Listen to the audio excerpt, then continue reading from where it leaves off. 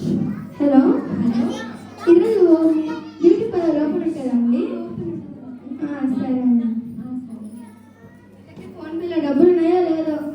ఉన్నాయో. క్రిస్మస్ వచ్చేసింది. క్రిస్మస్ అంటే ఏంటి? పిండి వంటలే కదా. మురుకులు, అప్పచ్చులు, అరిసెలు, పాయసాలు. ఇదే కదా మరి క్రిస్మస్ అంటే. మరేమో మన పక్కింటి వాళ్ళ పండుగ ఎన్నో పిండి వంటలు, ఎన్నో స్వీట్స్ ఇచ్చింది. మనం కూడా మన పండుగ తీయాలి కదా. నాకు ఒక్కదానికి చేసే కాదు మోక్ష సాయం.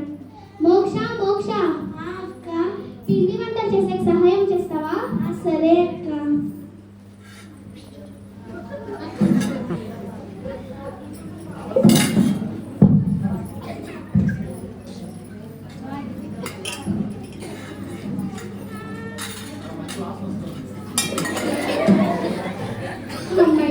పిండి వంటలు మొత్తం అయిపోయినాయి. ఇంకేం లేదు మనకి. అందరికీ పోయి పంచడం. ఇదే కదా మన క్రిస్మస్ అంటే. అవునక్క. పెయింటింగ్స్ వేయాలి, ఇల్లు డెకరేషన్ చేయాలి, స్టార్స్ వేయాలి. ఇదే కదా క్రిస్మస్ అంటే. ఈరోజు మన ఇల్లు అదిరిపోవాలి.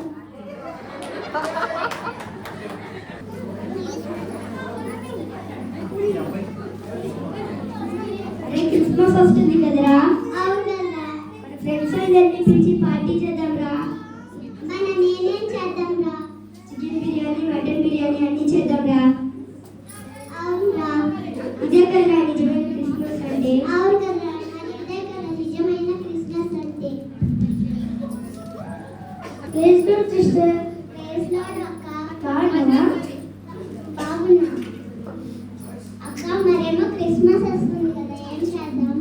క్రిస్మస్ అంటేనే చర్చ్ డెకరేషన్స్, చర్చ్ క్లీనింగ్స్, ఎక్కువ పనులు ఉన్నాయి క్రిస్మస్ చర్చ్లో. అక్క మరేమో మనం పేదవాళ్ళకి బట్టలు పంచుదాం, భోజనాలు పెడదాం. క్రిస్టల్ పెడతాము. మంచి ఆలోచనే. ప్రతి సంవత్సరం మనమే చేసుకుంటాం కదా, కాబట్టి ఈ సంవత్సరము పేదవాళ్ళతో కలిసి చేసుకుందాం. ఓకేనా? అవునక్క. మనం దేవుడి ప్రేమను చూపించాలి. క్రిస్టల్ సరే. నేను బట్టలు చూసుకుంటా, నువ్వు భోజనాలు చూసుకుంటా. సరే.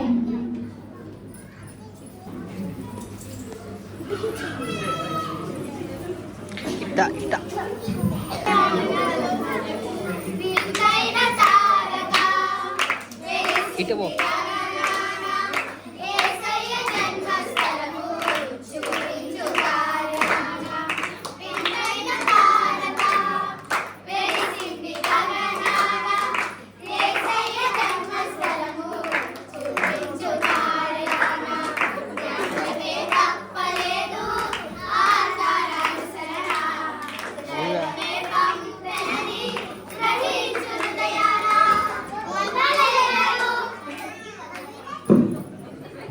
మైక్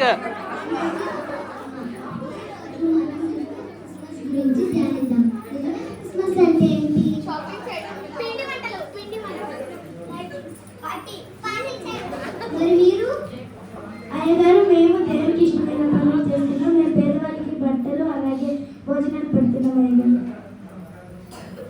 ప్రతి ఇయర్ మేమే చేసుకుంటాం, కానీ అందరితో మేము చేసుకోవాలి. సరే అనుకున్నాను. బైబిల్లో మనం మత్తయి 5:33 చదువుకున్నాం. నా తండ్రి చేత ఆశీర్వదింపబడినారా, రండి. లోకము పుట్టినది మొదలుకొని మీ కొరకు రాజ్యము సిద్ధపరచబడినది. రాజ్యమును స్వతంత్రించుకోండి. నేను ఆకలి గొంటిని, మీరు నాకు భోజనం పెట్టింది. తప్పిగొంటిని, నాకు దానం ఇచ్చింది. పరదేశిన ఇంటిని నన్ను చేసుకుని వచ్చింది. దిగంబరి ఇంటిని నాకు పట్టనిచ్చింది. రోగిన ఇంటిని నన్ను చూడవచ్చింది. చెరసాల నుండి నా ఇళ్ళకు వచ్చిందని చెప్పాడు.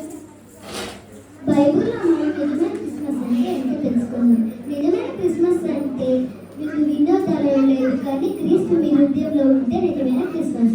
మీలో ఎవరైనా ప్రేరేపించగలిగినా ప్రార్థించండి.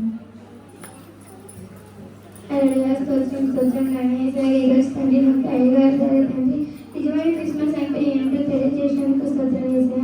ఈ సంవత్సరం నుంచి తండ్రి మీ ప్రేమను పంచుటకు నిజమైన క్రిస్మస్ లాగా భావించడానికి సహాయం చేయమని ఇచ్చిన బట్టి ప్రజలను ఆశ్రయించమని యేసుక్రీస్తు పరిశుద్ధ నామములో అడుగుచున్నాం తండ్రి. నిజమైన క్రిస్మస్ అంటే షాపింగ్ చేయడమే అనుకున్నాను. నేను నిజమైన క్రిస్మస్ అంటే పిండి వంటలు